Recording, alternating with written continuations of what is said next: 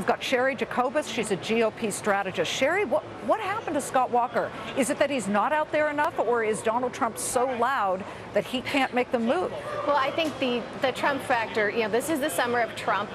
We heard a lot about Walker leading up to the primaries really getting started. Everybody was looking at him. He did so well in his home state of Wisconsin. He survived very well the recall effort and really shamed the left on that one. But, he may have peaked too soon. I think it actually might be strategic on his part to go dark a little bit, let Trump have his, clown show this summer. And then, look, Walker is not falling behind because he made a mistake, did something wrong. He just kind of disappears. So if you look back, 2007, the big names that were leading in the Republican primary polls were Fred Thompson, Rudy Giuliani.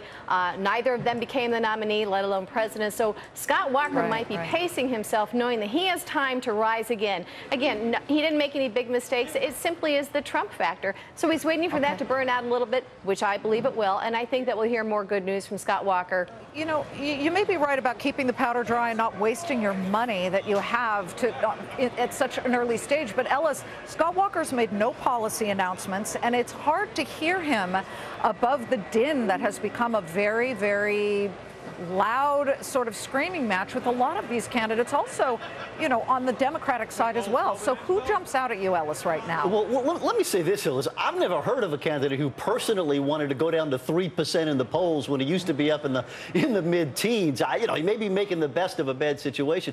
But all of it, honestly, and it's true not just of Scott Walker, but they all seem kind of faint, don't they, in the summer of Trump? It's like an old doo-wop band. It's like Donald in the Shadows, right? Who can pay attention to any of them? It really is the year, at least the part of the year, where the non-traditional candidates are connecting with the voters, and anyone who has a title next to his name is, down in the low single digits. It is very frustrating for these guys. I would like to just note one thing. There's a poll that shows when you put these candidates head-to-head against Hillary Clinton, Donald Trump is third. He's tied with her, but you have a non-establishment candidate, Ben Carson, who tops, who beats her the best, the most, the hardest. And next is Jeb Bush, who is considered the establishment candidate. He beats Hillary Clinton. Donald Trump does not. So I'm not sure we really have an answer what all of this means. Donald Trump is getting as much, if not more, media attention, media coverage than all of the other candidates combined. That will change, and that will also change the dynamic. So at this stage in the game,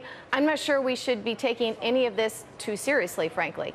Okay, Ellis, look, can't ignore Bernie Sanders. He has gained on Hillary Clinton. He's not necessarily leading, but in certain polls, he's doing very well. New Hampshire, Iowa, Bernie Sanders' head is popping up here.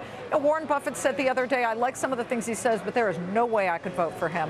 Do you think that eventually comes to pass? Well, I think he never will get the Warren Buffett vote, if that's what you're asking. But let me tell you, he's sending some shivers through Hillary land, right? I mean, again, candidates don't like to be behind or to be close in polls at this point, and Hillary is not doing well in the first two early states. It's discouraging and concerning, and you know what it says, too? It says, run, Joe, run. It leans on Biden. It says, hey, man, maybe you could do this.